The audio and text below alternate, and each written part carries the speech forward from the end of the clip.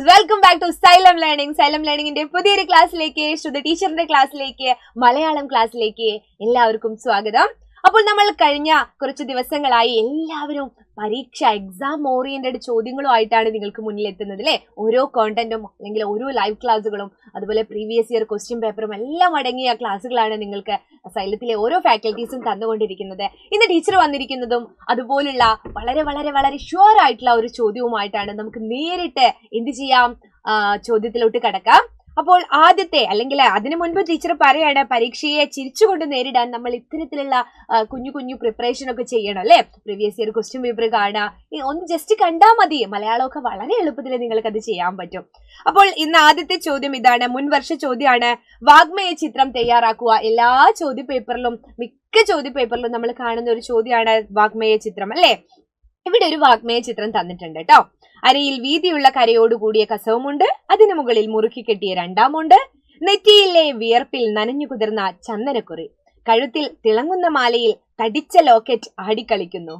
നിവർന്നും കുനിഞ്ഞും നോട്ടം കൊണ്ടും ആംഗ്യം കൊണ്ടും കൂട്ടുകാരെ പ്രോത്സാഹിപ്പിച്ച് ഇരു കൈകളിലുമുള്ള കോലുകളാൽ ചെണ്ടപ്പുറത്ത് മേളപ്പെരുപ്പം തീർത്ത് അയാൾ കാണികളെ ആവേശം കൊള്ളിക്കുന്നു. ചെണ്ടക്കാരനെ കുറിച്ചുള്ള ഒരു വാഗ്മയ ചിത്രമാണ് ഇവിടെ കാണുന്നത്. നമുക്കിത് വായിക്കുമ്പോൾ തന്നെ അറിയാം എന്താണ് സംഭവിക്കുന്നത്, അല്ലെങ്കിൽ അയാൾ എന്താണ് ചെയ്തുകൊണ്ടിരിക്കുന്നത്, അയാളുടെ വേഷം എന്താണ്, അയാളുടെ രൂപം എന്താണ് എന്നൊക്കെ അല്ലെ.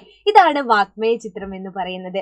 അപ്പോൾ ആരെ കുറിച്ച് എന്ന് പറയാതെ നിങ്ങൾക്ക് ഇഷ്ടമുള്ള ഒരാളെ കുറിച്ച് ഒരു വാഗ്മയ ചിത്രം തയ്യാറാക്കാനാണ് പറയുന്നത്. അത് കായിക താരമോ കലാകാരനോ ആവാം എന്ന് പറയുന്നുണ്ട്. കലാകാരൻ എന്നാവുമ്പോൾ നിങ്ങൾക്ക് സാഹിത്യകാരനാവാം, അല്ലെങ്കിൽ മമ്മൂട്ടിയോ മോഹൻലാലോ ഒക്കെ ആവാം കേട്ടോ. സിനിമാ നടന്മാരാവാം. കലാരംഗത്ത്, കായിക രംഗത്ത് നിങ്ങൾക്ക് ഏറ്റവും ഇഷ്ടം ആരാണ്? മെസ്സിയാണ്, അല്ലെങ്കിൽ റൊണാൾഡോനാണ്, അതും അല്ലെങ്കിൽ നമ്മുടെ സച്ചിൻ ടെണ്ടുൽക്കറെയാണ്, ധോണിയാണ്, വിരാട് കോഹ്ലിയാണ്, ആരെയും ആകാം. നർത്തകരായിക്കോട്ടെ, അല്ലെങ്കിൽ മറ്റു മേഖലകളിലുള്ള ആരെങ്കിലും ആയിക്കോട്ടെ, അവരെ ആരെങ്കിലും കുറിച്ചാണ് നിങ്ങൾ എഴുതേണ്ടത്.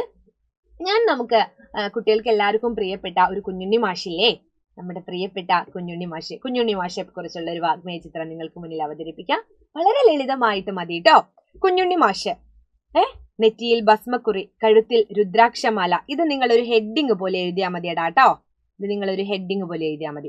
നെറ്റിയിൽ ഭസ്മക്കുറി, കഴുത്തിൽ രുദ്രാക്ഷമാല. പൊക്കമില്ലായ്മയാണ് എന്റെ പൊക്കം എന്ന് വിളിച്ചു പറയുന്ന കണ്ണുകൾ. അതായത് നീളം കുറഞ്ഞിട്ടാണ് മാഷ്ക്കല്ലേ, വളരെ നീളം കുറവാണ്. അപ്പൊ അദ്ദേഹം പറയും പൊക്കമില്ലായ്മയാണ് എന്റെ പൊക്കം എന്ന് വിളിച്ചു പറയുന്ന കണ്ണുകൾ. വെണ്മയുടെ പ്രതീകമായ വെളുത്ത താടി, വെളുത്ത താടിയാണ് അല്ലെ. അതുപോലെ ആ കറുത്ത കണ്ണടകൾ വെച്ച് എഴുതുന്നതോ കുട്ടികൾക്കുള്ള പ്രിയ കവിതകൾ. അതൊക്കെ നിങ്ങളുടെ ഒരു ഇഷ്ടത്തിനനുസരിച്ച് എഴുതാം. കറുത്ത കണ്ണടയുണ്ട് എന്ന് പറഞ്ഞിട്ടുണ്ട്. ഇനി അദ്ദേഹത്തെ വസ്ത്രത്തെ കുറിച്ച് വേണമെങ്കിൽ പറയാം അല്ലെ. കയ്യുള്ള ബനിയനും കൈലിമുണ്ടും അല്ലെ എടുത്ത് എവിടെയാണ് തോളിൽ ഒരു മുണ്ടൊക്കെ ഉണ്ട്. അതൊക്കെ നിങ്ങൾക്ക് വേണമെങ്കിൽ കൂട്ടിച്ചേർക്കാം. ഇങ്ങനെയാണ് ഒരു വാഗ്മയ ചിത്രം തയ്യാറാക്കേണ്ടത്. ഇനി ഗാന്ധിജിയെ കുറിച്ചും നെഹ്റുവിനെ കുറിച്ചും ഒക്കെ ടീച്ചർ മുൻപ് തയ്യാറാക്കിയിട്ട് വീഡിയോസ് ആയിട്ട് ഇട്ടിട്ടുണ്ട്. ഇത് ടീച്ചർ പുതിയൊരു ഫ്രഷ് ആയിട്ട് ഒന്ന് നിങ്ങൾക്ക് മുന്നിൽ അവതരിപ്പിച്ചതാണ്. അപ്പോൾ ഇങ്ങനെ നിങ്ങൾ വാഗ്മയ ചിത്രം തയ്യാറാക്കുക. മറ്റൊരു വീഡിയോ ആയിട്ട് കാണാം. അതുവരേക്കും ബൈ.